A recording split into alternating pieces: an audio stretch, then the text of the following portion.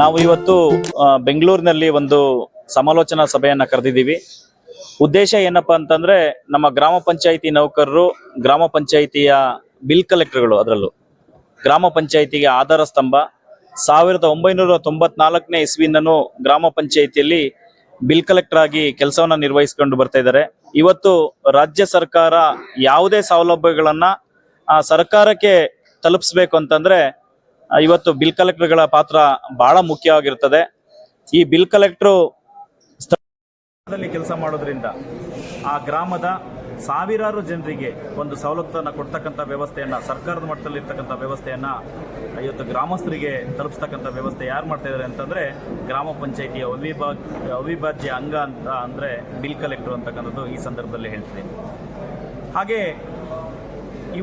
ಇಂದು ರಾಜ್ಯದಲ್ಲಿ 2025-26ನೇ ಸಾಲಿನಲ್ಲಿ ಇಡೀ ದೇಶದಲ್ಲಿಯೇ ಗ್ರಾಮ ಪಂಚಾಯಿತಿ ಆರ್ಥಿಕ ಸಂಪನ್ಮೂಲದಲ್ಲಿ 1506 ಕೋಟಿ ರೂಪಾಯಿನ ವಸೂಲಾತಿಯನ್ನು ಮಾಡಿ ಇಡೀ ದೇಶಕ್ಕೆ ನಂಬರ್ 1 ರಾಜ್ಯವಾಗಿ ಹೊರಹೊಮ್ಮಲಿಕ್ಕೆ ಕಾರಣಕರ್ತರಾಗಿದ್ದಾರೆ ಅಂತಂದ್ರೆ ಅದು ನಮ್ಮ ಗ್ರಾಮ ಪಂಚಾಯಿತಿಯ ಬಿಲ್ ಕಲೆಕ್ಟರ್. ಯಾವುದೇ ಸರ್ಕಾರದ ಸೇವೆಗಳಿರಲಿ ಅದನ್ನೆಲ್ಲದೂ ಕೂಡ ಚಾಚು ತಪ್ಪದೆ ನಿರ್ವಹಿಸ್ತಿದ್ದೀವಿ. ಆದರೆ ಇವತ್ತು ಗ್ರಾಮ ಪಂಚಾಯಿತಿಗೆ ಬಿಲ್ ಕಲೆಕ್ಟರಿಗೆ ಒಂದು ಆದೇಶಗಳು ಮರೀಚಿಕೆಯಾಗಿದೆ. ಸುಮಾರು 15-20 ವರ್ಷ ಸೇವೆ ಸಲ್ಲಿಸ್ಕೊಂಡು ಬಂದರೂ ಕೂಡ ಇವತ್ತು ಪದೋನ್ನತಿ ಆಗ್ತಕ್ಕಂಥದ್ದು ಅಂದರೆ ಪ್ರಮೋಷನನ್ನು ಹೊಂದತಕ್ಕಂಥ ವ್ಯವಸ್ಥೆ ನಮ್ಮ ಬಿಲ್ ಕಲೆಕ್ಟರಿಗೆ ಕಡಿಮೆ ಅಂತಕ್ಕಂಥದ್ದು ಈ ಸಂದರ್ಭದಲ್ಲಿ ಹೇಳ್ತೀನಿ. ಹಿಂದೆ 1994ರಿಂದ ಇಲ್ಲಿ ತನಕ ಅಂದರೆ 2002 ತನಕ 10 ವರ್ಷ ಜ್ಯೇಷ್ಠತೆಯನ್ನು ಪೂರ್ಣಗೊಳಿಸಿದಂಥ ಬಿಲ್ ಕಲೆಕ್ಟರಿಗೆ ಪದೋನ್ನತಿಯನ್ನು ಕೊಡಬೇಕು ಅಂತಕ್ಕಂಥದ್ದು ಸರ್ಕಾರದ ಹಂತದಲ್ಲಿತ್ತು. ಕಾರ್ಯದರ್ಶಿ ಗ್ರೇಡನ್ನು ಕೊಡಬೇಕು, ಕಾರ್ಯದರ್ಶಿ ಗ್ರೇಡ್ 2 ಹುದ್ದೆಯನ್ನು ಕೊಡಬೇಕು ಅಂತಕ್ಕಂಥದ್ದು ಸರ್ಕಾರದ ಹಂತದಲ್ಲಿತ್ತು. ಅದು ಯಥಾವತ್ತಾಗಿ ನಡ್ಕೊಂಡು ಬರ್ತಾ ಇತ್ತು. ಹಾಗಾಗಿ ನಮ್ಮ ಹಿರಿಯ ಬಿಲ್ ಕಲೆಕ್ಟರ್ಗಳು ಎಲ್ಲರೂ ಕೂಡ ಸೀನಿಯಾರಿಟಿ ಪ್ರಕಾರವಾಗಿ ಒಂದು ಪದೋನ್ನತಿಯನ್ನು ಹೊಂದ್ತಿದ್ರು. ಇದಾದ ನಂತರ ಸರ್ಕಾರ ಒಂದು ಆದೇಶವನ್ನು ಮಾರ್ಪಾಡನ್ನು ಮಾಡಿ ಇದರಲ್ಲಿ computer operator come data entry ಅವರನ್ನು ಪಂಚಾಯಿತಿ ಒಳಗಡೆ ಸೇರಿಸಿಕೊಂಡು ಅವರಿಗೆ ಪದೋನ್ನತಿ ಕೊಡುವ ಉದ್ದೇಶದಿಂದ ಕೇವಲ ಈ ಒಂದು ಪದೋನ್ನತಿಯ ಕಾಲಾವಧಿ 10 ವರ್ಷ ಏನಿತ್ತು ಅದನ್ನು 8 ವರ್ಷಕ್ಕೆ ಸೀಮಿತಗೊಳಿಸ್ತಾರೆ.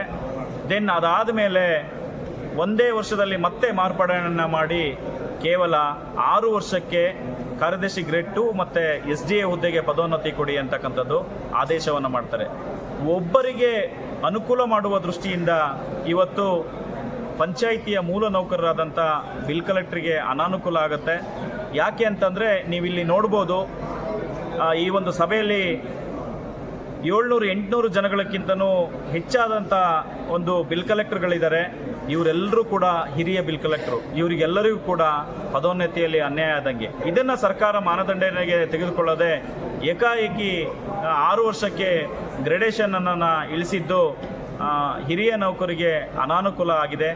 ಹಾಗಾಗಿ ಇದನ್ನು ಮತ್ತೆ ನಾವು ಹಿಂದೆ ಹೇಗಿತ್ತು 10 ವರ್ಷಕ್ಕೆ ಒಂದು ಜ್ಯೇಷ್ಠತೆಯನ್ನು ಮಾಡಬೇಕು ಅಂತಕ್ಕಂಥದ್ದು ನಮ್ಮ ಈ ಒಂದು ಬೇಡಿಕೆಯ ಮುಖ್ಯ ಉದ್ದೇಶ ಆಗಿದೆ, ಈ ಸಭೆಯ ಮುಖ್ಯ ಉದ್ದೇಶ ಆಗಿದೆ.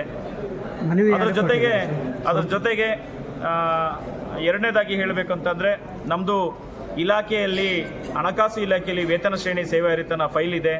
ಈ ಒಂದು ಫೈಲನ್ನು ಮೂವ್ಮೆಂಟ್ ಮಾಡಿದರೆ ಎಲ್ಲ ಗ್ರಾಮ ಪಂಚಾಯಿತಿಯ 5 ನೌಕರಗಳಿಗೆ, ಗ್ರಾಮ ಪಂಚಾಯಿತಿಯ bill collector, DO come clerk, attender, Waterman ಮತ್ತು ಸ್ವೀಪರ್ಗೆ ಇವರಿಗೆ ಎಲ್ಲರಿಗೂ ಕೂಡ ಅನುಕೂಲ ಆಗ್ತದೆ ಅಂತಕ್ಕಂಥದ್ದು ಈ ಸಂದರ್ಭದಲ್ಲಿ ಹೇಳ್ತಿದ್ದೀನಿ. ಹಾಗೆ ಅದರ ಜೊತೆಗೆ ಗ್ರಾಮ ಪಂಚಾಯಿತಿಯಲ್ಲಿ 2,500 ಪೋಸ್ಟ್ಗಳು SDA ಹುದ್ದೆಗಳು ಖಾಲಿ ಇದೆ. ಸೆಕೆಂಡ್ ಡಿವಿಷನ್ ಅಸಿಸ್ಟೆಂಟ್, ದ್ವಿತೀಯ ದರ್ಜೆ ಲೆಕ್ಕ ಸಹಾಯಕರ ಹುದ್ದೆ ಖಾಲಿ ಇದೆ. ಅದನ್ನು ಫುಲ್ಫಿಲ್ಲನ್ನು ಮಾಡಿದರೆ ಈಗಿರ್ತಕ್ಕಂಥ ಏನು ಹಿರಿಯ ನೌಕರರಿದ್ದಾರೆ ಅವರು ಪದೋನ್ನತಿ ಹೊಂದಲಿಕ್ಕೆ ಬಿಲ್ ಕಲೆಕ್ಟರ್ಗೆ ಅನುಕೂಲ ಆಗುತ್ತೆ ಅನ್ನೋ ಉದ್ದೇಶದಿಂದ ಈ ಒಂದು ಸಭೆಯನ್ನು ಮಾಡ್ತಿದ್ದೀವಿ. ಈ ಸಭೆಯ ಎಲ್ಲ ರೂಪುರೇಷೆಗಳನ್ನು ತಯಾರಿಸಿ ಈ ಸಭೆಯಲ್ಲಿ ನಾವು ವಿಶೇಷವಾಗಿ ಗಣ್ಯ ವ್ಯಕ್ತಿಗಳನ್ನು ಆಹ್ವಾನಿಸ್ತಿದ್ದು, ಅದರಲ್ಲಿ ಮುಖ್ಯವಾಗಿ ರಾಜ್ಯ ಸರ್ಕಾರಿ ನೌಕರ ಸಂಘದ ರಾಜ್ಯಾಧ್ಯಕ್ಷರಾದಂಥ ಷಡಕ್ಷರಿ ಸರ್ ಅವರು ಕೂಡ ಉಪಸ್ಥಿತರಿದ್ದರು. ಹಾಗೆ ಈ ಒಂದು ಸಭೆಯಲ್ಲಿ ಪಂಚಾಯಿತಿ ಅಭಿವೃದ್ಧಿ ಅಧಿಕಾರಿಗಳ ಕ್ಷೇಮಾಭಿವೃದ್ಧಿ ಸಂಘದ ಅಧ್ಯಕ್ಷರಾಗಿರ್ತಕ್ಕಂಥ ದಿಲೀಪ್ರವರು ಕೂಡ ಉಪಸ್ಥಿತರಿದ್ದರು. ಹಾಗೆ ಇನ್ನೋರ್ವ ವ್ಯಕ್ತಿಯಾಗಿರ್ತಕ್ಕಂಥ ಅತಿ ದೊಡ್ಡ ಇಲಾಖೆ ಇದು ನಮ್ಮದು. ಆ ಒಂದು ಅತಿ ದೊಡ್ಡ ಇಲಾಖೆಯ ಅಧ್ಯಕ್ಷರಾಗಿರ್ತಕ್ಕಂಥ ಅಂದರೆ ಗ್ರಾಮೀಣಾಭಿವೃದ್ಧಿ ಮತ್ತು ಪಂಚಾಯತ್ ರಾಜ್ ಇಲಾಖೆಯ ಅಧಿಕಾರಿಗಳು ಮತ್ತು ನೌಕರರ ಸಂಘದ ಅಧ್ಯಕ್ಷರಾದಂಥ ರಾಜೇಶ್ ಸರ್ ಅವರು ಕೂಡ ಉಪಸ್ಥಿತರಿದ್ದರು. ಹಾಗೆ ಗ್ರಾಮೀಣಾಭಿವೃದ್ಧಿ ಮತ್ತು ಪಂಚಾಯತ್ ರಾಜ್ ಇಲಾಖೆಯ ಉಪಾಧ್ಯಕ್ಷರಾದಂಥ ಲಿಂಗೇಶ್ ಅವರು ಕೂಡ ಉಪಸ್ಥಿತರಿದ್ದರು. ಅವರಿಗೂ ಕೂಡ ನಾವು ಕೆಲವೊಂದು ಮನವಿಗಳನ್ನು ಸಲ್ಲಿಸಿದ್ದೀವಿ. ಇವತ್ತು ಸಭೆಯನ್ನು ಮಾಡಿ ಇದರಲ್ಲಿ ಬರ್ತಕ್ಕಂಥ ಎಲ್ಲ ಕೂಲಂಕುಷಗಳನ್ನು ತೆಗೆದುಕೊಂಡು ನಾವು ಇದನ್ನು ಸರ್ಕಾರದ ಮಟ್ಟದಲ್ಲಿ RDPRನ ಪ್ರಧಾನ ಕಾರ್ಯದರ್ಶಿಯವರಿಗೆ ನಾವು ಈ ಮನವಿಯನ್ನು ಕೊಡಬೇಕು ಅಂತಕ್ಕಂಥದ್ದಿದ್ದೀವಿ. ಹಾಗೆ ಪಂಚಾಯತ್ ರಾಜ್ ಆಯುಕ್ತಾಲಯಕ್ಕೂ ಕೂಡ ಒಂದು ಮನವಿಯನ್ನು ಕೊಡಬೇಕು ಅಂತಿದ್ದೀವಿ. ಹಾಗೆ ಈಗಾಗಲೇ ನೂತನವಾಗಿ ಸಚಿವರಾಗಿ ಆಯ್ಕೆಯಾಗಿರ್ತಕ್ಕಂಥ ಗ್ರಾಮೀಣಾಭಿವೃದ್ಧಿ ಮತ್ತು ಪಂಚಾಯತ್ ರಾಜ್ ಇಲಾಖೆ ಸಚಿವರಾದಂಥ ಈಶ್ವರ್ ಖಂಡ್ರೆ ಸರ್ ಅವರಿಗೂ ಕೂಡ ಮನವಿಯನ್ನು ಸಲ್ಲಿಸಬೇಕಂತಿದ್ದೀವಿ. ನಮ್ಮದು ಒಂದೇ ಉದ್ದೇಶ, ಗ್ರಾಮ ಪಂಚಾಯಿತಿ ಆಧಾರ ಸ್ತಂಭ ಬಿಲ್ ಕಲೆಕ್ಟರು ಇವತ್ತು ಕೆಲವೊಂದು ಆದೇಶಗಳಿಂದ ಇವತ್ತು ಗ್ರಾಮ ಪಂಚಾಯಿತಿ ಬಿಲ್ ಕಲೆಕ್ಟರ್ಗಳನ್ನು ಹಿಂದಕ್ಕೆ ತಳ್ತಕ್ಕಂಥ ವ್ಯವಸ್ಥೆಯನ್ನು ಮಾಡ್ತಿದ್ದಾರೆ. ಅದಕ್ಕೋಸ್ಕರನೇ ನಾವು ಈ ಸಭೆಯನ್ನು ಮಾಡ್ತಿದ್ದೀವಿ. ಎಲ್ರಿಗೂ ಬಿಲ್ ಕಲೆಕ್ಟರ್ಗೆ ಅನುಕೂಲವಾಗುವ ದೃಷ್ಟಿಯಿಂದ ಈ ಸಭೆಯನ್ನು ಮಾಡ್ತಾ ಇದ್ದೀವಿ ಅಂತಕ್ಕಂಥದ್ದು ಈ ಸಂದರ್ಭದಲ್ಲಿ ಹೇಳ್ತಿದ್ದೀನಿ. Thank you.